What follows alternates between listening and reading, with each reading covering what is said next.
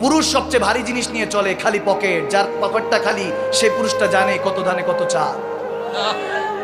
ঘুম থেকে উঠার পর ডিউটি শুরু, 1-2 দিনের জন্য, সপ্তাহখানিক মাসখানিকের জন্য বিছানায় পড়ে যান, টাকার মেশিন। এই পুরুষ আপনাকে বলছি,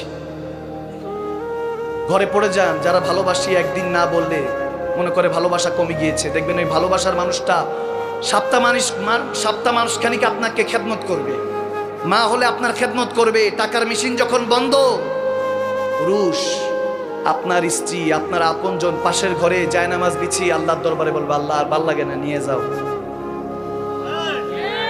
আওয়াজ দেন, আওয়াজ দেন। কষ্ট হচ্ছে মনে না? আল হক মরুন, হক কথা তিতা, তারপরে বলতে হয়। মাঝে মাঝে তিত করলা খেতে হয়, তাহলে রক্ত পরিষ্কার হয়। এই জন্য সত্য ইমানের কথাগুলি শুনতে হয়, ইমান পরিষ্কার হয়।